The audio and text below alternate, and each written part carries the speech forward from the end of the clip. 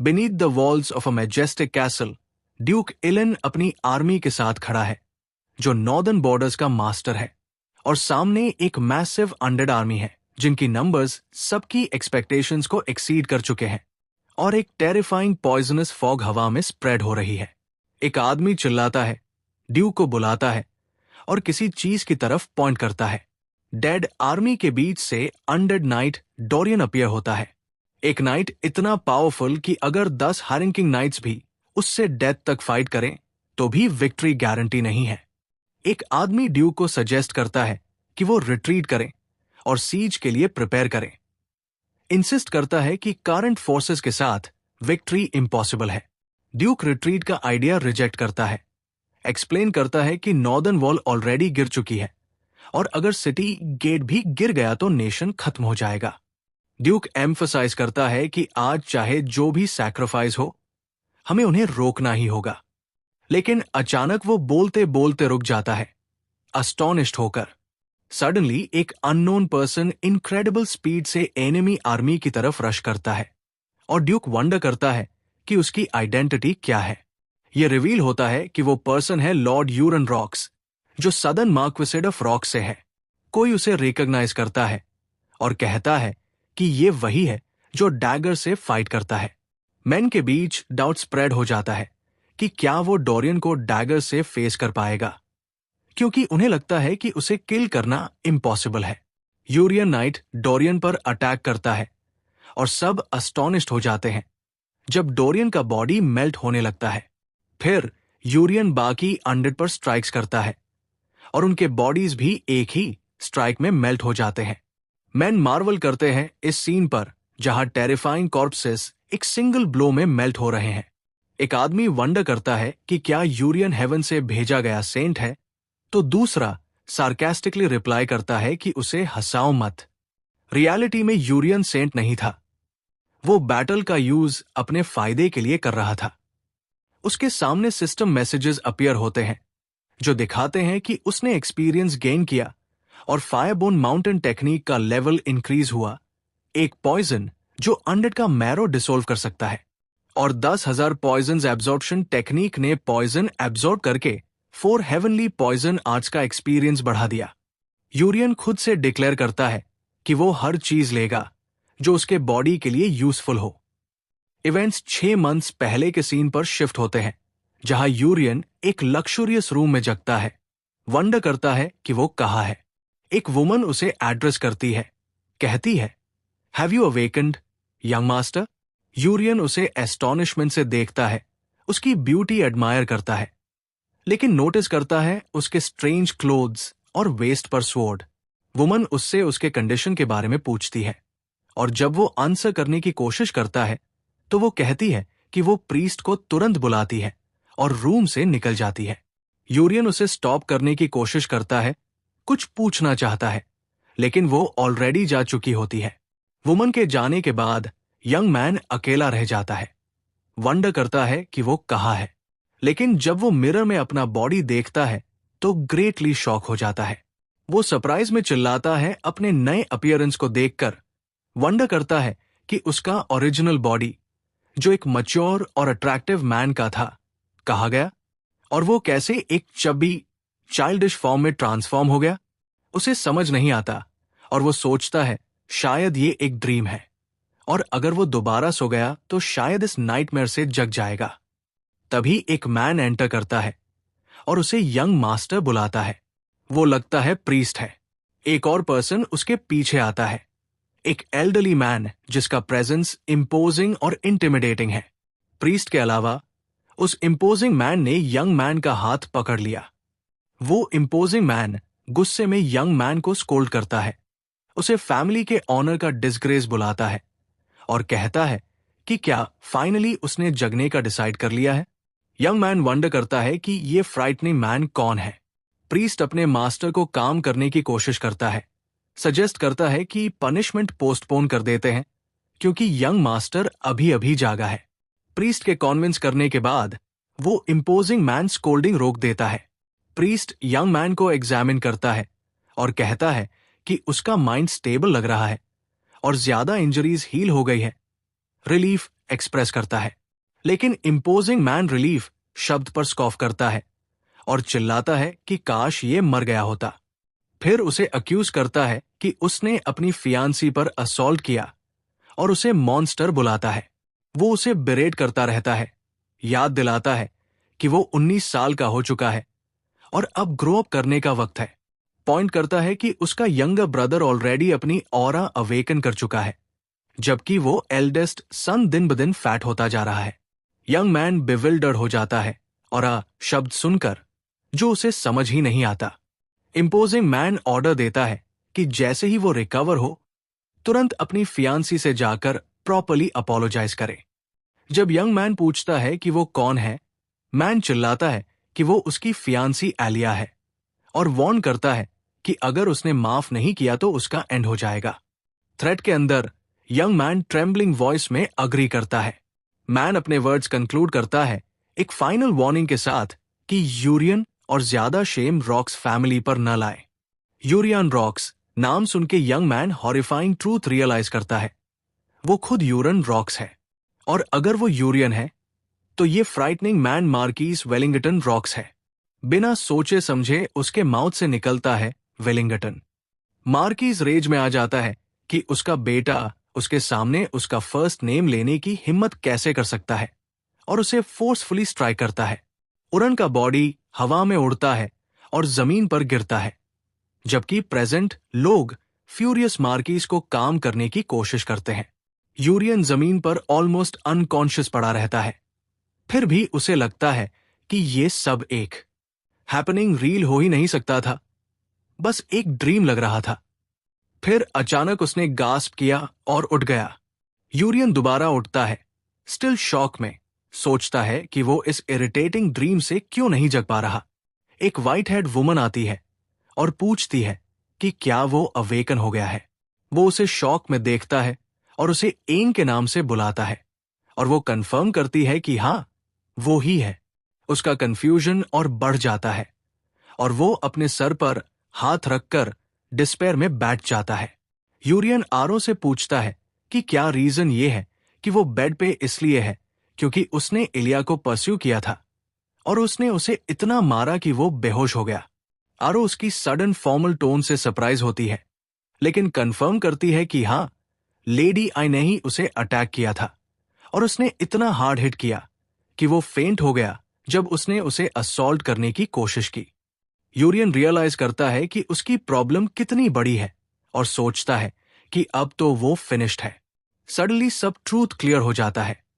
वो समहाउ अपनी ही लिखी वेब नॉवल के अंदर आ गया है। सबसे बड़ी डिजास्टर ये है कि वो प्रोटैगनिस्ट नहीं बना, बल्कि वो घटिया विलन बन गया जो हीरो के लिए प्रॉब्लम्स क्रिएट करता है और एंड में पैथेटिक डेथ मरता है। वो पैनिक करने लगता है, बिलीव नहीं करना चाहता कि ये सब हो रहा है और चिल्लाता है कि ये सिर्फ एक वेबटून नहीं हो सकता। ये बात आरो को कंफ्यूज करती है और वो पूछती है कि इस वर्ड का मतलब क्या है। यूरियन रो देता है और अपने कैरेक्टर यूरियन रॉक्स की डिटेल्स याद करता है जो अब वो बन गया है। उसे याद आता है कि उसकी नॉवल में यूरेन एक स्कमबैग था जिसमें न टैलेंट था न स्किल्स। वो कभी ट्रेन नहीं करता था और बस अपने फैमिली के नाम पर एयर बन के जीता था। एंड में उसकी फियान से भी प्रोटैगनिस्ट ले जाता है और गुस्से में वो हीरो पे अटैक करता है, लेकिन क्रशिंग डिफीट खा के एक बैक एली में पैथेटिक डेथ मर जाता है। इस अनसर्टेन वर्ल्ड में वो सोचता है कि अब सर्वाइव कैसे करे, स्पेशली जब उसे ये भी नहीं पता कि यूरियन के पास इस फिक्शनल वर्ल्ड में कौन सी एबिलिटीज है। लेकिन फिर याद आता है कि स्टोरी का ऑथर होने के नाते उसे कम से कम वो सारी अपॉर्चुनिटीज और आइटम्स पता है जो प्रोटैगनिस्ट ने अभी तक डिस्कवर नहीं किए। वो डिसाइड करता है कि उसे जल्दी प्रिपेयर करना होगा। जैसे ही वो उठने की कोशिश करता है, वो लड़खड़ा जाता है और अपने फैट फिल्ड बॉडी का वेट फील करता है। आरो कंसर्न के साथ पूछती है कि वो ठीक है या नहीं, लेकिन उसकी इंटरेस्ट नहीं होती। वो उसे रेस्ट करने को कहती है। फिर अचानक वो रुक जाता है और स्पेस में घूरता है। रियलाइज करता है कि अब वो चीज देख नहीं पा रहा। यूरियन वंडर करता है कि वो चीज क्यों नहीं दिख रही और सोचता है शायद इसका रिलेशन उसके पहले फ्राउनिंग से है। सडनली एक ट्रांसपेरेंट सिस्टम विंडो उसके सामने अपीयर होता है जो आरओ का इंफॉर्मेशन रिवील करता है। यूरियन एस्टॉनिशमेंट से डिस्कवर करता है कि ये फेमस स्टेटस विंडो है। विंडो में आरओ का नाम, उसके traits, swift sword level 2, clear mind level 1 और ऑरा एडेप्टेशन लेवल 1 दिखते हैं। साथ ही एक अफेक्शन मीटर भी है जो 0 शो करता है। आरओ देखती है कि वो स्पेस में घूर रहा है और पूछती है कि उसका कंडीशन क्या है। यूरियन फ्लस्टर्ड हो जाता है और बोलता है कि वो बस एक मोमेंट के लिए क्रेजी हो गया था, लेकिन अब ठीक है। फिर उससे कहता है कि वो अपने ड्यूटीज पर लौट जाए। एन अग्री करती है और चली जाती है। जब वो अकेला होता है, यूरियन दोबारा अरिन का स्टेटस विंडो समन करता है एग्जामिन करने के लिए। उसे याद आता है कि ओरिजिनल स्टोरी में अरिन हमेशा नॉर्मल नाइट से ज्यादा टैलेंटेड और स्ट्रांग थी, जिसको स्विफ्ट स्वॉर्ड ट्रेड कंफर्म करता है। लेकिन वो अफेक्शन मीटर पर रुक जाता है, सोचता है कि ये क्या है और क्या ये वर्ल्ड डेटिंग सिमुलेशन गेम्स जैसा है जो वो खेलता था। लेकिन वो रिलीफ लेता है कि अफेक्शन लेवल नेगेटिव नहीं है, जो अच्छा है कंसिडरिंग यूरेन का यूजुअल बिहेवियर। फिर वो डिसाइड करता है कि ये मेन पॉइंट नहीं है और अपना स्टेटस विंडो समन करता है। और हां, वो अपीयर होता है। उसका नाम यूरिन रॉक्स, एक स्पेशल कंडीशन मॉर्बिड ओबेसिटी, एक unique trade creators I level 1 और साथ ही 4 हेवनली पॉइजन आर्ट्स लॉक्ड और एक सिंक्रोनाइजेशन रेट ऑफ 99.9% शो होता है। 4 हेवनली पॉइजन आर्ट्स स्पेशली उसका अटेंशन खींचती है, लेकिन वो नोटिस करता है कि ये ट्रेट लॉक्ड है। उसे याद आता है कि ये एक वक्सिया वेबटून से ली गई थी जो उसे पसंद थी, जिसमें एक अट्रैक्टिव हीरोइन थी। ये मार्शल आर्ट्स पॉइजन्स और हिडन वेपन्स पे बेस थे। यूरियन रियलाइज करता है कि उसका वर्ल्ड एक स्ट्रेंज मिक्स ऑफ आइडियाज है, लेकिन वो इस आर्ट को गोल्डन अपॉर्चुनिटी देखता है। उसे लगता है कि ये उसका सर्वाइवल का टिकट हो सकता है। टेक्स्ट डिस्क्राइब करता है कि ये एबिलिटी एक क्लैन से बिलोंग करती है जो चाइनीज वक्सिया नॉवेल्स का पार्ट है, एक prestigious sect from Sichuan province जो पॉइजन्स और पॉइजन्ड हिडन वेपन्स से साइलेंट असैसिनेशंस में स्पेशलाइज करती थी। The name of this trait उसके स्टेटस विंडो में अपीयर होता है as Tang clan of Sichuan locked, जो यूरियन को वंडर कराता है कि एक मेडिवल फैंटेसी वर्ल्ड में ये एग्जिस्ट क्यों करता है और अगर वो इस एबिलिटी को अनलॉक कर ले तो क्या होगा। एल्सवेयर एरन मार्की को कॉल आउट करती है, जो एरन से पूछता है कि क्या यूरियन वेकअप हो गया है। एरन अफर्मेटिव में आंसर करती है, कंफर्म करती है कि वो थोड़ी देर पहले ही जग गया था। जब वो उसके कंडीशन के बारे में पूछता है तो वो बताती है कि वो अभी नॉर्मल नहीं लग रहा और जब खड़ा होने की कोशिश की तो स्टम्बल हो गया, मतलब उसका बॉडी अभी भी बैड शेप में है।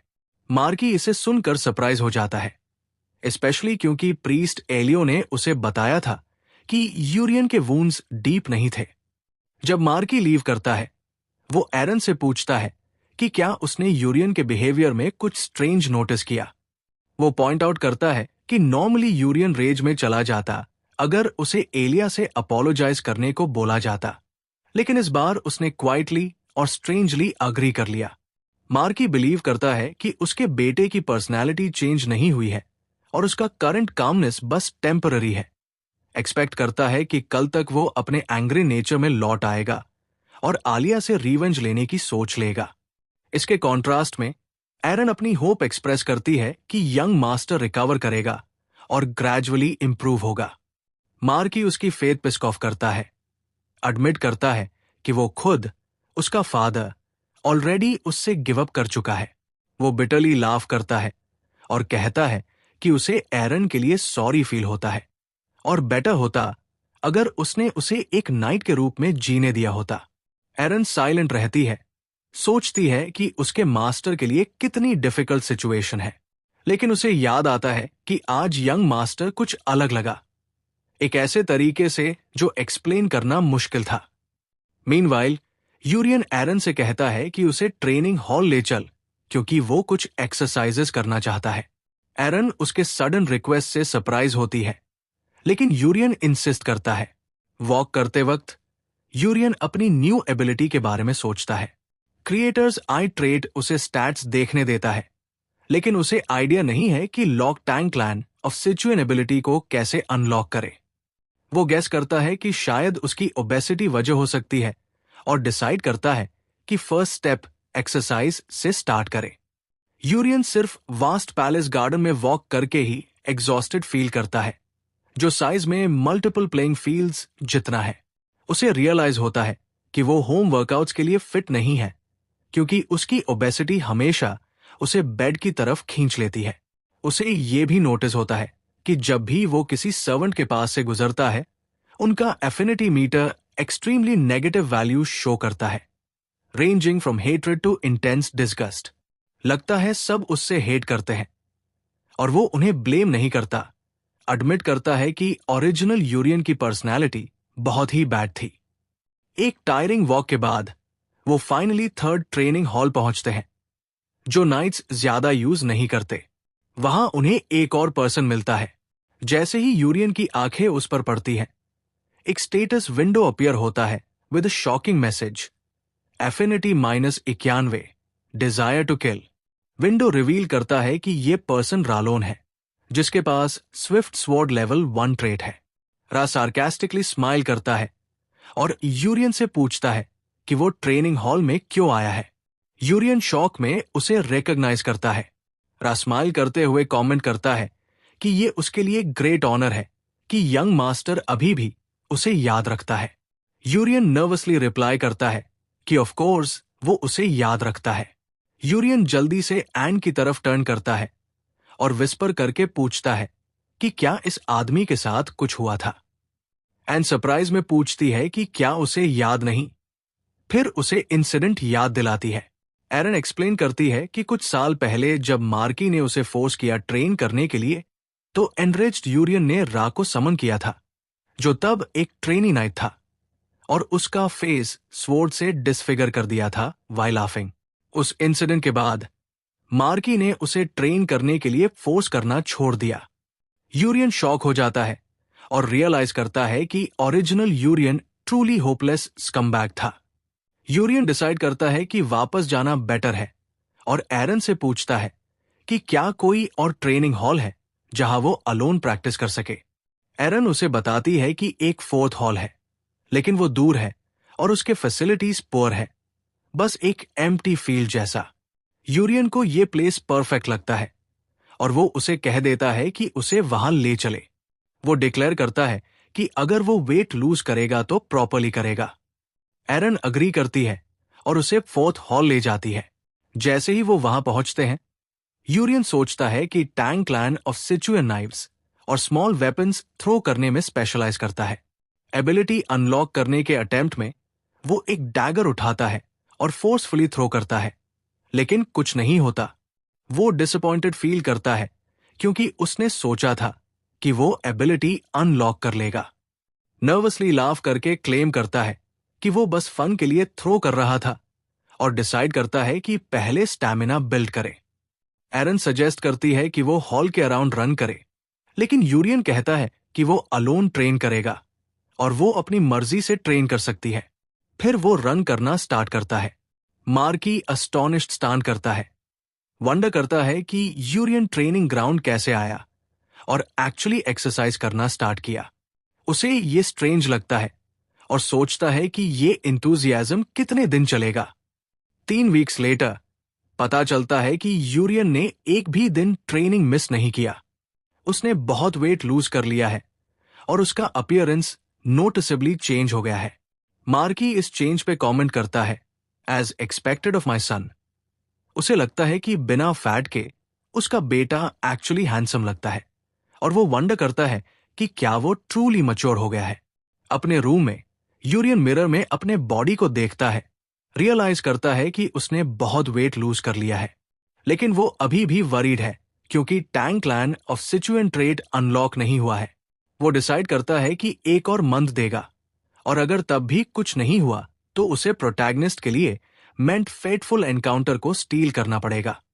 उसी मोमेंट एरन उसके डिनर के साथ एंटर करती है।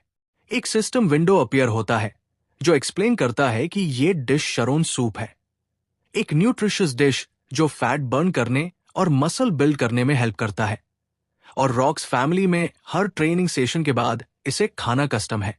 यूरियन अपनी डिस्प्लेजर शो करता है कि उसे वही सूप फिर से खाना है, तो एरन पूछती है कि क्या वो इससे टायर्ड हो गया है। यूरियन कंफर्म करता है कि वो 3 कॉन्जिक्यूटिव वीक से सैम सूप खाकर थक गया है। एरन सीरियसली पूछती है उसका ट्रू गोल क्या है। क्या वो बस वेट लूज करना चाहता है या नाइट बनना चाहता है। यूरियन एंथुजियास्टिकली डिक्लेयर करता है कि वो ऑफ कोर्स नाइट बनना चाहता है। एरन फिर उसे स्कोल्ड करती है, रिमाइंड करती है कि इवन ग्रेट मार्की भी ट्रेनिंग के बाद शरोन सूप खाता है और इसलिए एक यंग मास्टर होने के नाते उसे कंप्लेन करना छोड़ देना चाहिए और सूप खाना चाहिए। यूरियन गिव इन करता है और सूप खाना स्टार्ट करता है। सोचता है कि ये ट्रेडिशन ओल्ड फैशन है, लेकिन वो इसे एंड्योर करेगा क्योंकि ये उसकी वेट लॉस में हेल्प करता है। सूप खाते वक्त उसे नोटिस होता है कि आज इसका टेस्ट थोड़ा डिफरेंट है। सडनली एक सिस्टम मैसेज अपीयर होता है जो बताता है कि उसने पॉइजन इंजेस्ट कर लिया है। शॉक के बावजूद एक और मैसेज आता है जो कहता है कि उसने टैंग क्लैन ऑफ सिचुएन अनलॉक करने की कंडीशन मीट कर ली है और अब ये ट्रेट अनलॉक हो चुका है, जिससे वो बिविल्डरमेंट में चला जाता है। दूसरी तरफ पैलेस में मार्की अभी भी अपने बेटे के चेंज के बारे में सोच रहा था। उसने एडमिट किया कि उसका बेटा वेट लूज करने के बाद हैंडसम लगने लगा है और दोबारा वंडर किया कि क्या वो सच में मैच्योर हो गया है। तभी कोई मार्की से परमिशन मांगता है रूम में आने के लिए टी लेकर, और रिवील होता है कि वो उसकी सेकंड वाइफ का है। का उससे पूछती है कि वो इतनी अटेंशन से क्या देख रहा था। मार्की रिप्लाई करता है कि वो बस गार्डन की ब्यूटी के बारे में सोच रहा था। का उसके टेस्ट को प्रेस करती है और कहती है कि वो पर्सनली गार्डन का केयर ले रही है। मार्की उसकी वंडरफुल स्किल्स को कॉम्प्लीमेंट करता है। जब मेर्स और उसकी वाइफ का बात कर रहे होते हैं, का पूछती है कि वो कॉलिन को एयर कब चूज करेगा जैसे उसने पहले मेंशन किया था। वो ऐड करती है कि जब मैटर ऑलरेडी डिसाइड हो चुका है तो इसे जल्दी स्पीड अप करना बेटर होगा। मार्की उसके क्वेश्चन पे सरप्राइज होता है और हेजिटेंट टोन में कहता है कि शायद थोड़ा और टाइम लगेगा। का ऑब्जेक्ट करती है और रिमाइंड करती है कि उसने प्रॉमिस किया था कॉलिन को इस मंथ एयर बनाने का। मार्की एक्सप्लेन करता है कि जैसे उसने सुना होगा, यूरियन अभी रिसेंटली अपने सेंसेस में आया है और रॉक्स फैमिली का एल्डेस्ट सन होने के नाते अगर वो ऐसे ही परसेवियर करे तो वो एक अच्छा सक्सेसर बन सकता है। का प्रिटेंड करती है अग्री करने का और कहती है कि उसने भी यूरियन के इम्प्रूवमेंट के बारे में सुना है। वो उसके लिए वरीड थी, पर अब हैप्पी है कि उसने अपने सेंसेस रीगेन कर लिए। उसने ऐड किया कि मेस के लिए भी ये एक रिलीफ होगा। मार्की लाफ करता है और सार्कास्टिकली कमेंट करता है कि उसका बेटा बस तभी वोक अप हुआ जब उसकी फियांसी ने उसे स्लैप किया। जब का फिर से पूछती है कि वो एयर के बारे में क्या करेगा, मार्की रिप्लाई करता है कि यूरियन सिर्फ 3 वीक से ट्रेनिंग कर रहा है और वो उसे ज्यादा ऑब्जर्व करना प्रेफर करेगा, लेकिन वो प्रॉमिस करता है कि अगर यूरियन अपनी पुरानी आदतों में लौट गया तो वो तुरंत कॉलिन को एयर बना देगा। का उससे कहती है कि जब वो अपना काम फिनिश कर ले तो उसके साथ बेडरूम में ज्वाइन करे, और जैसे ही वो चली जाती है उसके चेहरे पे इंटेंस एंगर के साइंस दिखते हैं और वो साइलेंटली यूरियन से रिवेंज लेने का वाव करती है। मीनवाइल यूरियन अभी भी शॉक था Tang clan of Sichuan trait unlock होने से, क्योंकि सिचुएन टैंग फैमिली पॉइजन्स में स्पेशलाइज करती थी। उसे समझ आता है कि अनलॉक की कंडीशन पॉइजन इंजेस्ट करना थी, जो उसे रिडिकुलस लगता है। वो शरोन सूप की इंफॉर्मेशन विंडो रिकॉल करता है और डिस्कवर करता है कि वो और स्क्रॉल डाउन करके डिटेल्स देख सकता है। एडिशनल इन्फो रिवील होता है एक डेटाबेस अपडेट का रिगार्डिंग हन्यांग हर्ब, जिसमें पैरालिसिस प्रॉपर्टी होती है। ये हर्ब प्राइमरीली एक मेडिसिनल प्लांट है, पर इसमें एक माइल्ड पॉइजन भी होता है। ये स्मॉल अमाउंट्स में अडल्ट्स के लिए हार्मलेस है, बट अगर ये बॉडी में अक्यूमुलेट हो तो धीरे धीरे बॉडी को पैरालाइज करता है जब तक डेथ न हो जाए। आरो उसे स्नैप आउट करता है और पूछता है कि वो खाना क्यों स्टॉप कर दिया। यूरियन सेंसेस में आता है और क्विकली खाना खाना स्टार्ट करता है। ईट करते हुए वो सोचता है कि उसके फूड में पॉइजन किसने डाला। उसे याद आता है कि ओरिजिनल स्टोरी में सेकंड सन कॉलिन को इसी टाइम पे एयर बनाया जाना था। वो डिड्यूस करता है कि डिले का रीजन ये है कि उसने ट्रेनिंग स्टार्ट की और इसलिए जो भी पॉइजनर है वो उस साइड से है। एक और सिस्टम विंडो अपीयर होता है जो इन्फॉर्म करता है कि उसने वीक पैरालिसिस पॉइजन अनलॉक करने की कंडीशन मीट कर ली है। पूरा मील फिनिश करने के बाद वो एन को एक स्ट्रेंज स्माइल के साथ कहता है कि सूप इतना डिलिशियस था कि उसकी आंखें भर आई। फिर वो उससे कहता है कि उसे थोड़ा अलोन छोड़ दे। एन अग्री करती है, उसे गुड नाइट विश करती है और चली जाती है। जैसे ही वो अलोन होता है, यूरियन अपना स्टेटस विंडो समन करता है ताकि newly unlock tank land of सिचुएंट ट्रेट एग्जामिन कर सके। उसका अपडेटेड स्टेटस विंडो अपीयर होता है जो दिखाता है उसकी condition as overweight, mild poisoning और माइल्ड मसल पेन। ट्रेट्स और सिंक्रोनाइजेशन रेट के अलावा वो डिस्कवर करता है कि वो इंटरफेस के स्पेसिफिक पार्ट पे फोकस करके एडिशनल डिटेल्स देख सकता है, बिल्कुल वर्चुअल रियलिटी गेम्स की तरह।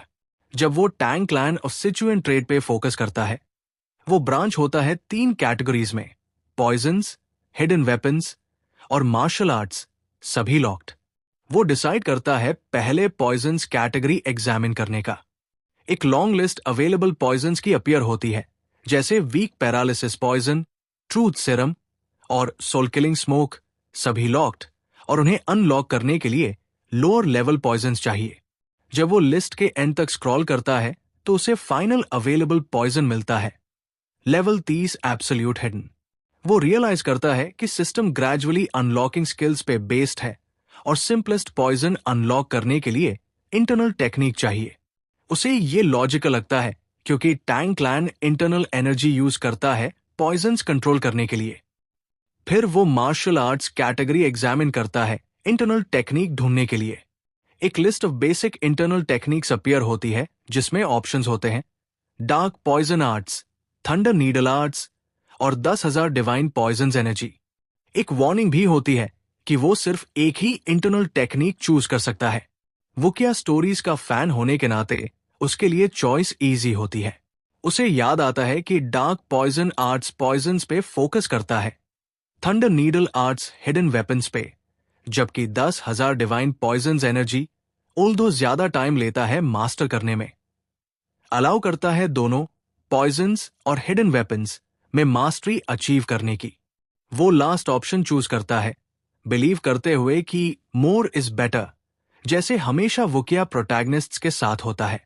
जैसे ही वो 10,000 डिवाइन पॉइजन्स एनर्जी चूज करता है, उसे फील होता है कि टेक्निक के इनकेंटेशंस उसके माइंड में एंग्रेव हो गए हैं। वो तुरंत डिसाइड करता है एनर्जी सर्कुलेट करने का ट्राई करने के लिए। इसलिए वो अपना शर्ट उतार देता है और एक मेडिटेटिव पोस्चर में बैठ जाता है। उसे अपने बॉडी में एक स्ट्रेंज फ्लो फील होता है और रियलाइज करता है कि ये क्यूआई या वाइटल एनर्जी है। वो इसे करेक्ट एनर्जी पाथवेज में गाइड करता है और फिर अपने डैंशन एनर्जी सेंटर में स्टोर करता है इंटरनल पावर बिल्ड करने के लिए। वो पूरा रात ट्रेनिंग में स्पेंड करता है और मॉर्निंग में एस्टॉनिशमेंट के साथ डिस्कवर करता है कि मार्शल आर्ट्स नॉवेल्स झूठ नहीं बोल रही थी। बिना स्लीप के ऑल नाइट ट्रेन करना पॉसिबल है। उसे ये कंप्लीटली ट्रू लगता है और सबसे बड़ी बात, वो बिल्कुल टायर्ड फील नहीं करता, बल्कि उसे लगता है कि उसका पूरा बॉडी एनर्जी से फिल्ड है। वो ये भी डिस्कवर करता है कि अब वो क्यूआई का फ्लो अराउंड अपने आसपास सेंस कर सकता है, इतना कि बिना देखे वो बता सकता है कि उसकी विंडो के बाहर कितनी बर्ड्स है। उसे अपने डैंशन में वार्म सॉलिड एनर्जी फील होती है और डिस्कवर करता है कि अब वो अपना स्टेटस विंडो सिर्फ क्यूआई को अपने हेड की तरफ डायरेक्ट करके ओपन कर सकता है, बिना मिरर की जरूरत के। विंडो शो करता है कि उसका 10,000 डिवाइन पॉइजन्स एनर्जी अब लेवल 1 स्टार 10% पे है। आफ्टर रात भर मेडिटेशन करने के बाद यूरियन को अपने दरवाजे के बाहर एक फैमिलियर ऑरा फील होता है। उस वक्त आरो अंदर आती है उसे जगाने के लिए और नोटिस करती है कि उसका बेड अभी तक अनटच है। कंक्लूड करती है कि उसने रात भर बिल्कुल स्लीप नहीं की। यूरियन उससे कंफर्म करता है कि उसने अभी तक स्लीप नहीं किया। वो सजेस्ट करती है कि वो आज रेस्ट ले और ट्रेनिंग स्किप कर दे, लेकिन यूरियन एंथुजियास्टिकली रिफ्यूज करता है, इंसिस्ट करता है कि वो एक्सीलेंट फील कर रहा है और उसे ट्रेनिंग करनी ही है। आरो रिलक्टेंटली अग्री करती है और डिसाइड करती है कि पहले उसके लिए ब्रेकफास्ट प्रिपेयर करेगी। दरवाजा बंद करते वक्त वो अपने आप से सोचती है कि यंग मास्टर ने कब से मसल गेन करना स्टार्ट कर दिया। बाद में ट्रेनिंग ग्राउंड पर यूरियन एक डैगर उठाता है। सडनली उसे अपनी आंखों के सामने एक क्रोसहेयर दिखाई देता है, बिल्कुल वैसा ही जैसे first person shooter video games में होता है। वो डिसाइड करता है कि एक्यूरेटली एम करे और डैगर को फोर्स के साथ थ्रो करता है। डैगर टारगेट को एक्यूरेटली हिट करता है। आरो शॉक हो जाती है जब वो उसे पहली ट्राई में टारगेट हिट करते देखती है। तभी एक सिस्टम विंडो अपीयर होता है जो अनाउंस करता है कि टैंक क्लैन ऑफ सिचुएन की हिडन वेपन्स कैटेगरी अनलॉक हो गई है। शॉक्ड आरो उससे पूछती है कि उसने अभी क्या किया। यूरियन रिप्लाई करता है कि उसे भी नहीं पता। क्लेम करता है कि उसके एक महीने के ट्रेनिंग के रिजल्ट्स दिखने लगे हैं। यूरियन स्टंड आरो को देखता है, नोटिस करता है कि पहली बार उसने उसे इतना फ्लस्टर्ड देखा है। वो डिसाइड करता है कि दोबारा ट्राई करे। इस बार जब वो थ्रो करता है, उसे फील होता है कि एक फायरी इंटरनल एनर्जी उसके स्टमक के बॉटम से रश कर रही है। वो डैगर को और भी ज्यादा फोर्स और स्पीड के साथ थ्रो करता है। डैगर टारगेट को पेनिट्रेट करके उसे कंप्लीटली शैटर कर देता है।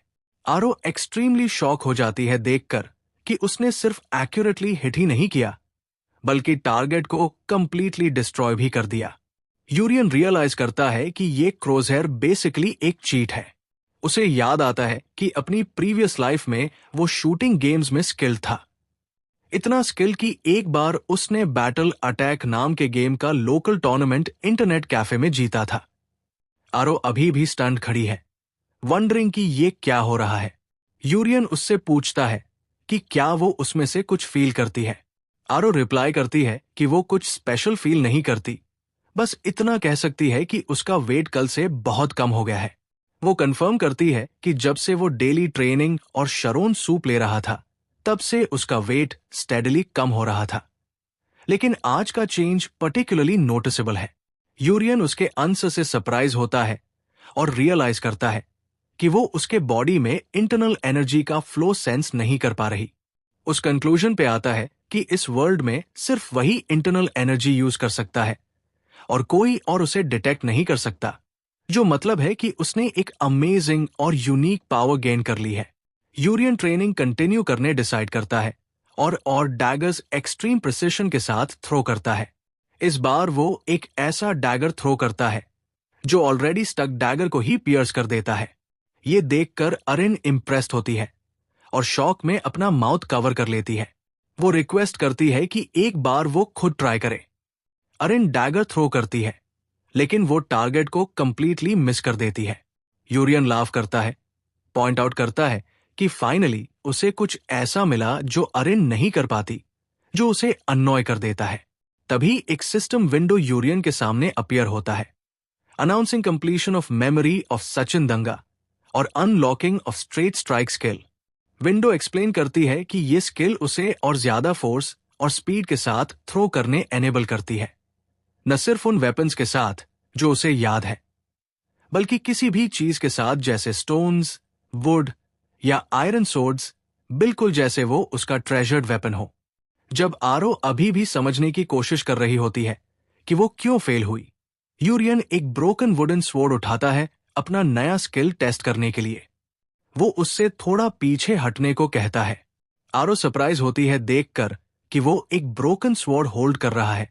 उसे नहीं पता होता कि वो उसके साथ क्या करने वाला है। फिर यूरियन अपने डैंशन से आर्म्स तक इंटरनल एनर्जी का ह्यूज फ्लो फील करता है और ब्रोकन स्वॉर्ड को थ्रो करता है। स्वॉर्ड इमेंस फोर्स के साथ फ्लाई करता है और टारगेट के सेंटर में पियर्स करके उसे शैटर कर देता है। आरो स्टन हो जाती है और चिल्लाती है, पूछती है कि ये पावर क्या है और क्या हो रहा है। यूरियन फेंट मॉडेस्टी के साथ रिप्लाई करता है कि वो शो नहीं है, शायद ये प्रैक्टिस की पावर है। आरो इस एक्सप्लेनेशन को रिजेक्ट करती है, रियलाइज करती है कि जो उसने देखा वो इम्पॉसिबल था। उस वक्त यूरियन उससे सीरियसली एड्रेस करता है, कहता है कि उसे पता है कि वो उसके अफेयर्स उसके फादर मार्कीज को रिपोर्ट करती है। ये सुनकर वो सरप्राइज होती है। यूरियन उससे एक फेवर मांगता है कि अभी के लिए ये मैटर सीक्रेट रखे। वो एक्सप्लेन करता है कि वो करंटली कई चीजों को टेस्ट कर रहा है और सब कुछ खुद उससे लेटर एक्सप्लेन करेगा, बस उसे तब तक वेट करना होगा। अरिन उसकी रिक्वेस्ट अग्री करती है। ट्रेनिंग डे के एंड पर यूरियन एक शेफ पेरो को ऑब्जर्व करता है।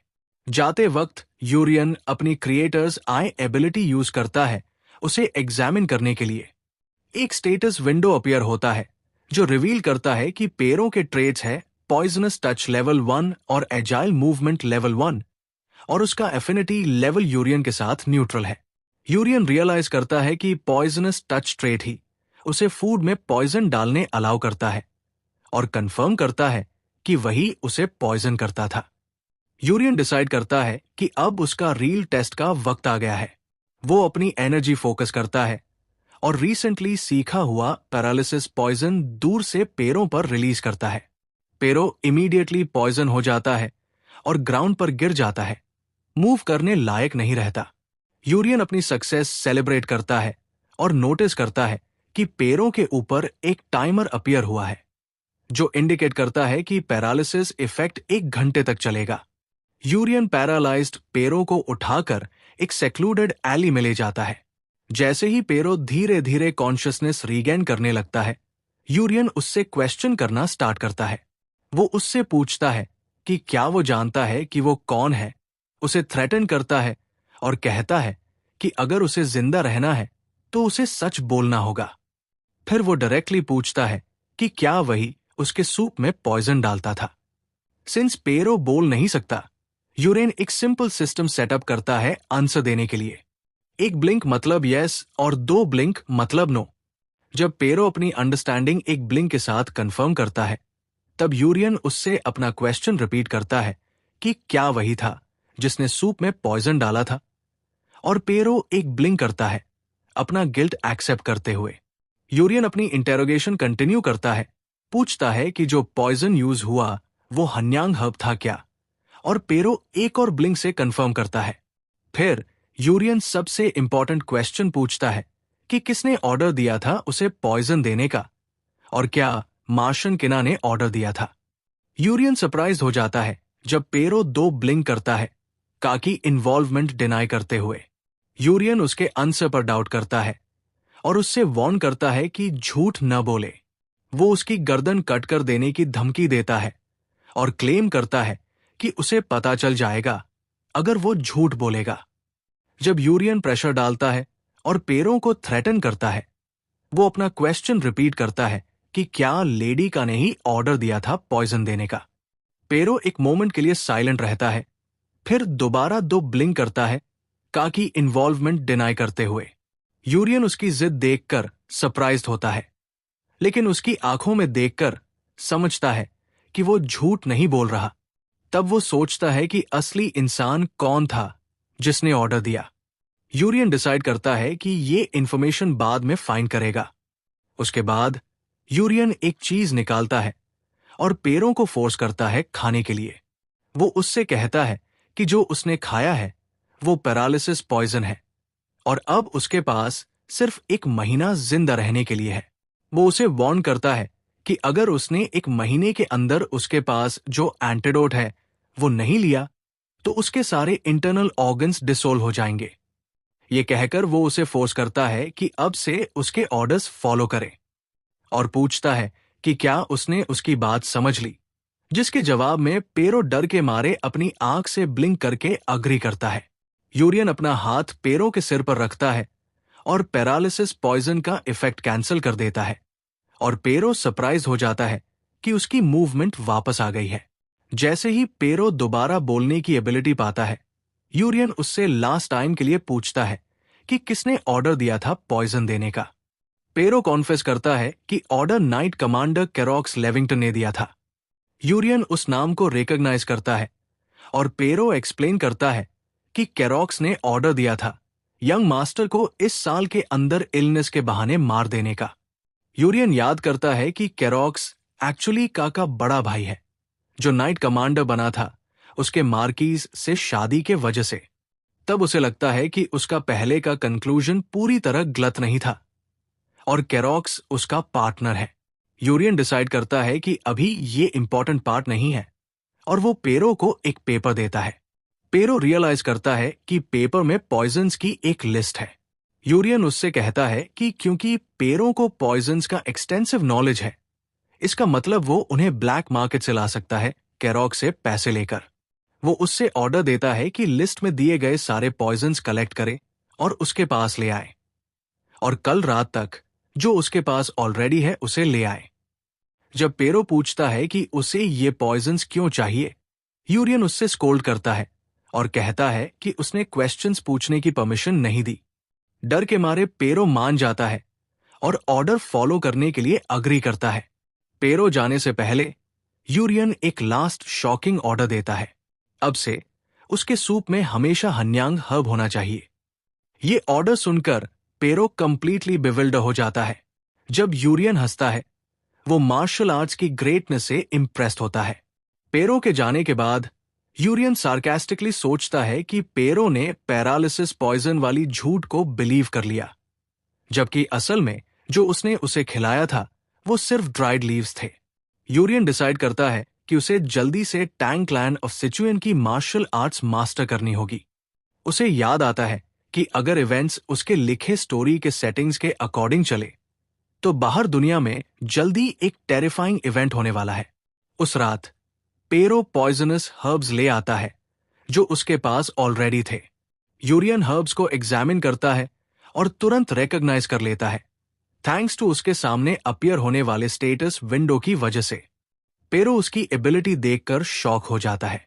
यूरियन उससे बोस्ट करता है कि ये इंफॉर्मेशन उसके लिए सिंपल मैटर है, जबकि रियलिटी में वो इन्फो उसे विंडो से ही मिली थी। यूरियन उससे पूछता है कि वो और पॉइजन्स क्यों कैरी कर रहा था जब हन्यांग हर्ब अलोन काफी था। पेरो एक्सप्लेन करता है कि हन्यांग हर्ब का इफेक्ट स्लो है और उसके अगेंस्ट रेजिस्टेंस भी डेवलप हो सकता है, लेकिन अगर उसे यक्रोबा पॉइजन के साथ मिक्स किया जाए तो उसका इफेक्ट ज्यादा स्ट्रॉन्ग और स्टेल्दी हो जाता है। यूरियन डिड्यूस करता है कि पॉइजन्स को मिक्स करना उन्हें ज्यादा स्ट्रॉन्ग और प्रेसाइज बना देता है। फिर वो पेरो से पूछता है कि उसने ये सब कैसे सीखा, तो पेरो रिप्लाई करता है कि जब वो 8 साल का था उसे लेविंगटन फैमिली को बेच दिया गया था और वहां एक पॉइजन मास्टर के अंडर ट्रेन किया गया। वो ऐड करता है कि वहां करीब 20 और बच्चे थे, लेकिन सब मर गए और सिर्फ वो बचा। यूरियन रियलाइज करता है कि पेरो के दिल में लेविंगटन फैमिली के अगेंस्ट एक बड़ी ग्रज है और अब उसे एक यूजफुल टूल मिल गया है। यूरियन पेरो को प्रेस करता है और उसे लीव करने देता है। पेरो के जाने के बाद यूरियन अपना ट्रेनिंग स्टार्ट करने का डिसाइड करता है। वो सारे पॉइजनस हर्ब्स लेकर उन्हें खाना शुरू कर देता है। एक सिस्टम विंडो बार बार मैसेजेस दिखाता है कि उसने डिफरेंट पॉइजन्स इंजेस्ट किए हैं और कि बॉडी ऑफ 10,000 डिवाइन पॉइजन्स उन्हें एब्जॉर्ब कर रहा है। अचानक एक डेंजर वार्निंग अपीयर होती है जिसमें लिखा होता है कि इमीडिएट ब्रीदिंग मेडिटेशन जरूरी है। यूरियन तुरंत बैठ जाता है और डीपली मेडिटेट करता है, डिटर्मिन्ड कि वो अपनी टेक्निक का सेकंड स्टेज रीच करे। नेक्स्ट मॉर्निंग आरो उसे जगाने के लिए एंटर करती है। वो शॉक हो जाती है यूरियन को शर्टलेस मेडिटेशन में बैठा देखकर। उसका बॉडी एक रात में मस्कुलर फिजिक में ट्रांसफॉर्म हो गया था। सिस्टम विंडो उसके सामने अपीयर होता है जिसमें लिखा होता है कि 10,000 divine poisons energy second stage में एडवांस हो गई है। उसने एक नया martial art little dragon step acquire कर लिया है और कई नए पॉइजन टेक्निक्स अनलॉक हो गए हैं। जब आरो कंफ्यूजन में उससे पूछती है कि ये सब क्या हो रहा है, उसे उसके बॉडी से एक फाउल ऑडर स्मेल होता है। तब यूरियन रियलाइज करता है कि नॉवेल्स सच कहती है, जब इंटरनल एनर्जी राइज करती है और मार्शल आर्ट्स एडवांस होती है, बॉडी एक साथ बहुत सारा वेस्ट एक्सपेल कर देती है। नेक्स्ट पार्ट चाहिए तो कमेंट करो।